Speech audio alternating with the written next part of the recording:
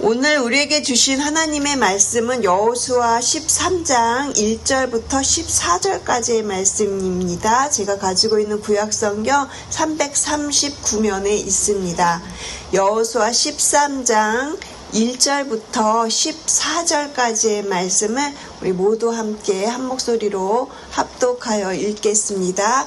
여호수아 13장 1절부터 함께 읽겠습니다. 여호수아가 나이가 많아 늙음에 여호와께서 그에게 이르시되 너는 나이가 많아 늙었고 얻을 땅이 매우 많이 남아 있도다. 이 남은 땅은 이러하니 블레셋 사람의 모든 지역과 그술 족속의 모든 지역 곧 애굽과 압시올 시내에서부터 가나안 사람에게 속한 북쪽 에그론 경계까지와 블레셋 사람의 5 통치자들의 땅 곧 가사 족속과 아스돗 족속과 아스글론 족속과 가드 족속과 에그론 족속과 또 남쪽 아위 족속의 땅과 또 가나안 족속의 모든 땅과 시돈 사람에게 속한 무아라와 아모리 족속의 경계 아베까지와 또 그발 족속의 땅과 해 뜨는 곳에 온 레바논 곧 헤르몬 산 아래 바알갓에서부터 하맛에 들어가는 곳까지와 또 레바논에서부터 미스르봇 마임까지 산지의 모든 주민 곧 모든 시돈 사람의 땅이라. 내가 그들을 이스라엘 자손 앞에서 쫓아내리니 너는 내가 명령한 대로 그 땅을 이스라엘에게 분배하여 기업이 되게 하되 너는 이 땅을 9지파와 므낫세 반 지파에게 나누어 기업이 되게 하라 하셨더라. 므낫세 반지파와 함께 르우벤 족속과 갓 족속은 요단 저편 동쪽에서 그들의 기업을 모세에게 받았는데 여호와의 종 모세가 그들에게 준 것은 이러하니 곧 아르논 골짜기 가에 있는 아로엘에서부터 골짜기 가운데 있는 성읍과 디본까지 이르는 메드바 온 평지와 헤르본에서 다스리던 아모리 족속의 왕 시온의 모든 성읍 곧 암몬 자손의 경계까지와 길르앗과 및 그술 족속과 마아가 족속의 지역과 온 헤르몬 산과 살르가까지 온 바산 곧 르바의 남은 족속으로서 아스다롯과 에드레이에서 다스리던 바산 왕 옥의 온 나라라. 모세가 이 땅의 사람들을 쳐서 쫓아냈어도 그술 족속과 마아가 족속은 이스라엘 자손이 쫓아내지 아니하였으므로 그술과 마아가시 오늘까지 이스라엘 가운데에서 거주하니라. 오직 레위 지파 에스겔은 여호수아가 기업으로 준 것이 없었으니 이는 그에게 말씀하신 것과 같이 이스라엘의 하나님 여호와께 드리는 화제물이 그들의 기업이 되었음이더라. 아멘. 오늘 본문 말씀으로 우리의 함께 하나님의 완성이라는 제목으로 함께 은혜를 나누고자 합니다. 저희가 오늘 이제 여호수아 13장의 앞부분을 같이 읽었습니다. 벌써 13장이 되었어요. 그동안에 저희가 이제 12장까지 여호수아가 이제 지나왔는데 그 앞전의 내용들을 조금 한번 정리해보고 가면 좋을 것 같습니다. 여호수아 전체를 4개의 동사로 요약하라고 표현하라고 한다면 어떤 단어들이 떠오르십니까? 첫 번째는 건너라입니다. 여호수아 1장부터 5장까지는 이제 이스라엘 백성들이 요단강을 건너는 이야기로 시작을 하죠. 이스라엘 백성들은 40년 동안의 광야 생활을 다 이제 마치고요. 드디어 약속의 땅으로 들어가기 위해서 이제 요단강을 건너는 이야기가 그렇게 시작이 됩니다. 그리고 둘째 이야기는 점령하라. 여호수아 6장부터 시작되는 전쟁 이야기, 그 전쟁 이야기가 이제 12장까지 계속 이어지고 있고요. 여리고 성벽이 무너지고 또 아이성 앞에서는 실패했다가 다시 또 순종함으로 점령하게 되고 또 남부, 북부 이런 지역들을 이제 지나오면서 저희가 지난번까지 이제 전쟁 이야기를 살펴보았습니다. 이제 오늘부터 시작되는 이야기는 땅 이야기예요. 그래서 오늘부터 이제 21장까지 땅을 분배하라는 이야기가 진행될 것입니다. 정복한 땅을 12지파에게 나누어지는 땅 이야기들이 계속 진행될 거예요. 다소 땅 이름들이 계속 나오기 때문에 좀 지루하게 느껴질 수 있지만, 하지만 그런 이스라엘 백성들 입장에서 볼 때는 이것이 가장 실제적인 이야기인 거죠. 왜냐하면 땅을 이제 실제적으로 받고 그곳에서 이제 살아가는 이야기가 시작이 되기 때문입니다. 그리고 마지막에는 이제 섬기라는 단어로 표현할 수 있는데, 여호수아 이제 22장 그리고 24장 끝장까지는 이제 여호수아가 죽기 전에 이제 이스라엘 백성들에게 너희들은 오직 여호와 하나님만을 그렇게 섬겨라 하면서 마지막 그렇게 권면하는 것으로 이 여호수아의 책이 마무리가 됩니다. 그래서 건너라, 점령하라, 군배하라, 섬기라, 이 단어가 이렇게 여호수아 책을 표현한다라고 우리가 생각해 볼 수 있습니다. 그래서 오늘 저희가 읽은 13장부터는 이제 분배하라, 땅을 나누는 이야기가 이제 오늘부터 시작이 됩니다. 여호수아 13장은 여호수아가 나이가 많아 늙음에 이렇게 시작하고 있는 것을 보실 수가 있어요. 이 표현은 여호수아 1장에서도 이제 여호와의 종 모세가 죽은 후에 이렇게 시작하는 것과 비슷한 그런 패턴이라고 생각할 수가 있습니다. 이제 오늘 본문에서는 저희가 세 가지를 한번 생각해 보면서 오늘 본문을 따라가실 건데요. 첫 번째는 약속입니다. 인간의 한계에도 불구하고 하나님께서 분명히 약속하신다, 이런 내용을 가지고 저희가 살펴볼 거고요. 그 다음에는 순종입니다. 약속받은 백성들이 이제 순종으로 어떻게 반응하고 있는가 살펴보고, 그리고 마지막에는 오직 주님입니다. 땅이 아니라 하나님 자신이 우리의 참된 기업이 된다라는 것을 우리가 생각해 보려고 합니다. 그래서 약속, 순종, 그리고 오직 주님만, 이렇게 세 가지 기억하시면서 오늘 본문 저희가 한번 살펴보겠습니다. 첫 번째는 약속입니다. 우리의 한계를 뛰어넘는 하나님의 약속을 우리가 한번 살펴보겠습니다. 우리 1절 말씀 다시 한번 같이 읽겠습니다. 1절입니다. 여호수아가 나이가 많아 늙음에 여호와께서 그에게 이르시되 너는 나이가 많아 늙었고 얻을 땅이 매우 많이 남아있도다. 하나님은 여호수아에게 두 가지 현실에 대해서 지금 말씀을 하고 계시는데요. 너는 나이가 많아 늙었고 얻을 땅이 매우 남았구나, 이렇게 지금 말씀을 하시는 겁니다. 여호수아는 최선을 다해서 달려왔습니다. 그는 모세의 뒤를 이어서 이스라엘을 인도했고, 그리고 수많은 전쟁들을 승리로 이끌었습니다. 그리고 여호수아는 충성된 하나님의 종이었어요. 하지만 그도 이제 나이가 들어서 늙었습니다. 아무리 위대한 지도자라고 할지라도 시간이 지나서 늙을 수밖에 없는 현실 앞에 이뤘던 것이죠. 그리고 그들에게는 여전히 정복해야 할 땅이 많이 남아있는 것이 그들의 현실입니다. 2절에서 6절을 보시면 이 남은 땅은 이러하니 이러면서 무슨 땅, 무슨 지역 이러면서 계속 땅에 대한 이야기가, 땅에 대한 그 서술들이 이렇게 쭉 이어지고 있어요. 동서남북으로 여전히 정복해야 할 땅이 이렇게 많다라는 것을 오늘 본문이 소개하고 있는데요.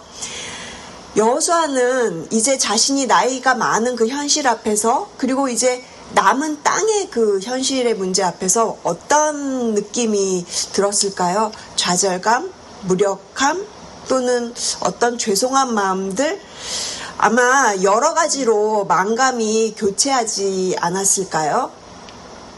하지만 하나님은 여호수아의 한계를 문제 삼지 않으십니다. 하나님께서 뭐라고 하시는지 6절 보십시오. 6절 후반절을 제가 읽겠습니다. 내가 그들을 이스라엘 자손 앞에서 쫓아내리니 너는 내가 명령한 대로 그 땅을 이스라엘에게 분배하여 기업이 되게 하라. 내가 그들을 이스라엘 자손 앞에서 쫓아내리니, 여기서 내가, 주어가 하나님이시죠. 곧 하나님이 그렇게 하시겠다라는 것입니다. 여호수아가 늙고 땅이 아직 많이 남아있는 그 현실적인 한계 앞에서 하나님께서 직접 그 일을 하시겠다고 약속하고 계시는 것입니다. 계속해서 7절도 보시면 너는 이 땅을 9지파와 므낫세 반지파에게 나누어 기업이 되게 하라. 하나님은 아직 모든 땅을 정복하지 못한 그 여호수아에게 남은 땅을 이스라엘 사람들에게 나누어서 그들의 기업이 되게 하라, 이렇게 명령을 하고 계십니다. 이것이 무엇을 의미합니까? 아직 손에 쥐지도 않은 땅을, 그리고 아직 밟지도 않은 땅을 나누어 주라, 이렇게 말씀하고 계시는 것입니다. 하나님은 하나님의 약속을 반드시 이루시고 지키실 분이시기 때문에 그렇게 여호수아와 그 이스라엘 사람들에게 그 약속을 지금 기억해라, 그리고 그것을 나누어라, 이렇게 명령하고 계시는 것입니다. 사랑하는 성도 여러분, 우리 모두는 누구나 다 한계를 가지고 있습니다. 누구나 다 나이가 들어가고요. 또 원하지 않는 어떤 병으로 인해서 가정의 어려움을 가지게 될 수도 있습니다. 또는 이직이나 실직의 그런 문제들로 인해서 경제적인 어려움에 처할 수도 있고요. 그리고 신분 문제가 해결되지 않는 어려움, 여러 가지 내가 원하지 않는 여러 가지 복잡한 관계들의 어려움으로 인해서 우리 누구는 다 힘들고 그 어려운 문제들이 눈앞에 마치 산처럼 가로막고 있는 것이 우리의 삶의 현실이라는 것입니다. 그런데 오늘 본문에서 보시는 것처럼 주님께서는 그러한 현실 문제 앞에서도 우리에게 약속을 하고 계십니다. 또한 그 약속을 신뢰하고 순종하면서 그렇게 앞으로 나가라고 말씀하고 계시는 것입니다. 로마서 4장 21절은 우리에게 이렇게 말씀을 합니다. 약속하신 그것을 또한 능히 이루실 줄을 확신하였느니라. 하나님은 약속하신 것을 능히 이루실 수 있는 분이십니다. 오늘 하루도 하나님의 약속을 기억하시면서 그 약속을 꼭 붙들고 나아가시는 하루 되시기를 주님의 이름으로 축복을 드립니다. 그리고 저희가 살펴볼 두 번째는요, 순종입니다. 약속에 대한 믿음의 반응이라고 할 수 있죠. 이제 본문은 8절부터 13절까지 땅에 대한 이야기가 나옵니다. 특별히 요단 동쪽 땅, 동편 땅에 대한 이야기를 서술하고 있어요. 8절 말씀 보시면요, 므낫세 반지파와 함께 르우벤 족속과 갓 족속은 요단 저편 동쪽에서 그들의 기업을 모세에게서 받았는데 여호와의 종 모세가 그들에게 준 것은 이러하니, 므낫세 반지파 그리고 르우벤 지파, 갓 지파, 이 두 지파 반은 이미 모세 때 벌써 요단 동편의 땅을 약속을 받았어요. 민수기 32장에 보면 이 지파들이 모세에게 나와서 저 요단 동편의 땅을 주십시오, 이렇게 요청을 하거든요. 그때 모세가 처음에 그 이야기를 듣고 매우 화를 내는 장면이 민수기에 나와 있습니다. 모세가 아니, 지금 너희 형제들은 이렇게 지금 싸우러 가야 되는 현실 앞에서 너희는 여기 요단 동편에 그저 앉아 있으려고 하는 것이냐? 이렇게 하면서 화를 냈거든요. 하지만 그때 하나님께서 이 동편 땅을 그들에게 주라고 하시면서 이 지파가 어떤 약속을 하냐면, 우리가 이 땅을 받겠습니다. 하지만 요단 서편의 땅들이 다 정복될 때까지 우리는 동편으로 돌아가지 않고 여러분과 함께 싸울 것입니다. 우리 가족들은 이 동편 땅에 있을 것이지만 우리는 무장하고 나가서 당신들과 함께 싸우고 돕겠습니다. 이렇게 약속을 하는 장면이 나오거든요. 그리고 실제적으로 그들은 약속을 지키는데 그 약속 지키는 장면이 여호수아 1장에서도 또 나오고 있어요. 여호수아가 그들에게 그 약속을 너희들 기억하냐라고 이렇게 물었을 때 그들이 이제 1장 16절에서 어떻게 대답을 하냐면, 당신이 우리에게 명령한 것을 우리가 다 행할 것이요 당신이 우리를 보내시는 곳에 우리가 가리다, 이렇게 그들은 자신들의 땅을 받았지만 모든 형제들이, 모든 지파들이 다 땅을 받을 때까지 그렇게 함께 싸울 것이다 라는 약속을 지켰던 것이죠.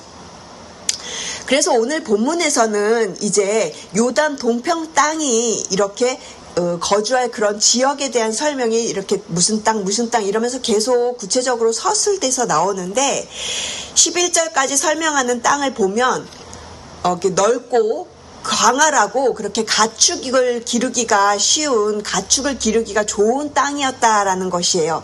하나님께서는 그들의 필요를 다 아시고 그들에게 적합한 그런 목축을 할 수 있는 땅을 허락하셨다는 것을 우리가 알 수 있습니다.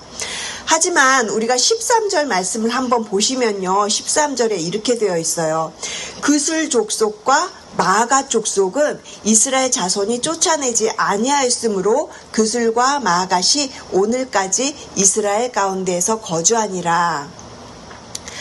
그들은 요단 동편 땅을 차지하고 살고 있기는 한데 여전히 그들 안에는 구슬 족속과 마가 족속을 쫓아내지 못하고 쫓아내지 아니하였고 그들과 같이 살고 있다라는 것이에요. 왜 이 성경은 굳이 이런 이야기까지 우리에게 이야기하고 있는 것일까요? 별로 좋은 이야기도 아니고 그다지 도움이 되는 것 같지 않아 보이는 그런 이야기잖아요. 그런데 이런 이야기를 통해서도 우리가 어떤 것들을 좀 생각해 볼 수 있냐면 하나님의 약속을 받았다고 해서 모든 싸움이 끝난 것이 아니라는 것입니다. 땅을 분배받았다고 해서 이제 모든 것이 다 안전하거나 모든 것이 다 끝난 그런 상황이 아니라는 것입니다. 이것은 우리의 삶에도 마찬가지예요. 우리가 우리 삶에도 여전히 정복되지 않은 영역이 있을 수 있고요. 우리에게 완전히 극복되지 않은 죄의 습관들도 있을 수 있습니다. 그리고 우리를 끊임없이 괴롭히고 유혹하는 세상의 가치관들도 있고요. 이런 현실 앞에서 우리는 어떻게 해야 합니까? 바로 우리가 계속해서 하나님의 약속을 기억하고 우리가 하나님의 말씀에 순종하면서 나가는 것이죠. 아까 제가 설명드렸던 것처럼 두 지파 반은 자신들이 이미 땅을 받았음에도 불구하고 남은 지파들을 위해서 계속해서 싸우고 헌신하였습니다. 마찬가지로 우리도 하나님의 은혜를 받은 자들이지만 계속해서 그 남은 우리의 현실을 살아가야 되는 것이고 그래서 우리에게 계속해서 순종이 요구되는 것이죠. 하나님은 우리에게 구원을 행하시는 분이십니다. 빌립보서 2장 12절에 13절은 너희에게 있는 그 구원을 이루라. 너희 안에 행하시는 이는 하나님이시다. 이렇게 말씀을 하시래요. 그래서 너희의 소원을 두고 너희 안에서 그렇게 행하게 하신다라는 말씀을 하십니다. 우리는 우리에게 주신 그 구원을 우리의 현실 앞에서 살아가야 되는 사람들입니다. 우리가 두렵고 떨리는 마음으로 우리에게 주신 그 구원을 이루어 가야 할 줄로 믿습니다. 지금까지 저희가 약속 그리고 우리의 순종을 살펴보았고요. 이제 저희가 마지막으로 세 번째를 살펴보려고 하는데 오직 하나님만이 우리의 참된 기업이 되십니다. 이제 저희가 본문의 마지막 절 14절 말씀 우리 한번 같이 읽겠습니다. 오직 레위 지파에게는 여호수아가 기업으로 준 것이 없었으니 이는 그에게 말씀하신 것과 같이 이스라엘의 하나님 여호와께 드리는 화제물이 그들의 기업이 되었음이더라. 아멘. 보시면 오직 레위 지파만이 땅을 분배받지 않았습니다. 왜 그렇습니까? 이스라엘의 하나님 여호와께 드리는 화제물이 그들의 기업이 됨이라. 결국 하나님 자신이 레위 지파의 기업이 되셨기 때문에 그들에게는 땅이 없다라는 것이에요. 다른 지파들은 다 땅을 받았습니다. 구체적인 경계가 있는 땅, 발로 밟을 수 있는 땅, 농사를 지을 수 있는 땅, 목축을 할 수 있는 그런 각자에게 필요한 땅들을 다 받았어요. 하지만 지금 이 14절 말씀에서는 레위 지파만은 땅 대신 하나님을 받았다라고 그렇게 말씀하고 있는 것입니다. 누가 더 좋은 기업을 받은 것일까요? 시편 73편은 이렇게 노래합니다. 하늘에서는 주 외에 누가 내게 있으리요 땅에서는 주밖에 내가 사모하리 없나이다. 레위 지파에게는 땅이 없었지만 하나님이 계셨습니다. 레위 지파에게는 영토가 없었지만 하나님이 그들의 영원한 기업이 되셨습니다. 본문을 자세히 보면 레위 지파에 대한 이야기가 조금 앞전에 그 요단 동편의 그 앞부분 바로 이어서 이제 레위 지파가 나오죠. 이제 저희가 계속해서 그 서편 땅들도 살펴볼 건데, 그렇다면 이 레위 사람들 이야기는 동편 땅 그리고 서편 땅 가운데 지금 위치하고 있는 것이에요. 이것은 무엇을 의미하냐면 레위 지파는 하나님과 세상을 잇고 있는 그런 연결고리와도 같은 역할을 한다라는 걸 우리가 알 수가 있습니다. 제사장 지파이죠. 레위 지파는 제사장의 사람들로서 하나님과 백성을 중재하는 그런 사명을 감당하면서 살고 있는 사람들입니다. 사랑하는 성도 여러분, 이것은 지금 레위의 삶이 우리의 삶과도 같다라는 것을 우리에게 알려주는 것이죠. 베드로전서 2장 9절은 이렇게 이야기를 합니다. 너희는 택하신 족속이요 왕같은 제사장들이요 거룩한 나라요 그의 소유가 된 백성이니 이는 너희를 어두운 데서 불러내어 그의 기이한 빛에 들어가게 하신 자의 아름다운 덕을 선포하게 하려 하심이라. 예수님을 믿는 우리들은 왕같은 제사장들입니다. 그렇다면 우리의 기업은 무엇이 되어야 하겠습니까? 집입니까? 땅입니까? 재산입니까? 명예입니까? 아닙니다. 하나님 자신이 우리의 기업이 되시는 줄로 믿습니다. 하나님만이 우리의 유산이요, 하나님만이 우리의 상급이시며 하나님만이 우리의 보화가 되시는 것입니다. 이 세상의 모든 것들은 다 지나갑니다. 땅도 낡아지고요, 집도 무너지고요, 그리고 재산도 없어지고요, 또 우리의 건강도 쇠약해질 수밖에 없는 것이 이 땅에서의 현실입니다. 하지만 하나님은 영원하십니다. 바로 그 주님이 우리의 기업이십니다. 우리가 오늘 말씀을 통해서 이것을 붙잡고 나아갈 때 우리가 세상 것들에 흔들리지 않고 오직 주님만 바라보면서 살아가시는 저와 여러분 되시기를 주님의 이름으로 축복을 드립니다. 끝으로 간단하게 저희가 이 말씀을 통해서 한번 이것을 살펴보려고 하는데, 영어 표현 중에 이런 표현이 있어요. already but not yet. 이미 그러나 아직, 이런 뜻이죠. 여호수아 13장을 통해서 우리가 보는 그림은 바로 이것입니다. 가나안 땅은 정복되어 가고 있지만 아직 정복되지 않은 그 현실, 땅은 분배되고 있지만 아직 완전히 차지하지 못한 그 현실, 그럼에도 불구하고 하나님은 땅을 나누어 가져라 이렇게 명령을 하시는 것이죠. 이것은 우리의 삶을 그대로 지금 묘사를 합니다. 하나님의 나라가 예수님을 통해서 이미 우리 안에 이미 우리 안에 시작이 되었다라는 것이에요. 예수님은 십자가에서 죽으시고 부활하시고 그리고 죄와 사망과 모든 악한 그 권세를 다 이기셨습니다. 승리는 이미 우리의 것인데, 하지만 아직 not yet의 그 완성되지 않은 부분이 있다라는 것이에요. 여전히 우리는 죄의 현실 가운데 있고 여전히 우리는 고통 가운데 그렇게 살아가고 있지만, 하지만 예수님께서 그 모든 것, 분명히 예수님 다시 오신다고 하셨고 그 예수님이 오셔서 하나님의 나라가 완전하게 완성될 것을 우리가 믿고 나아가는 것입니다. 여호수아는 늙어서 이제 그 앞에 있는 모든 땅을 완성하지 못했지만 하나님께서 그 일을 완성할 것이다 라고 약속하시고요. 우리에게 예수님은 영원히 살아 계셔서 지금 그 예수님의 일을 우리에게 완성해 가고 계시는 것을 기억하라고 하시는 것입니다. 히브리서 7장에 예수님은 영원히 계심으로 그 제사장 직분도 나뉘어지지 않았고, 그러므로 자기를 힘입어 하나님께 나아가는 자들을 온전히 구원하실 수 있으니 이는 그가 항상 살아계셔서 그들을 위하여 간구하심이라. 이렇게 예수님은 우리를 영원히 지금 우리를 위해서 기도하시는 중보자가 되십니다. 우리를 온전히 구원하시는 중보자 되시고요, 우리를 위해서 간구하시는 예수님이십니다. 그 예수님이 분명히 다시 오신다라는 거예요.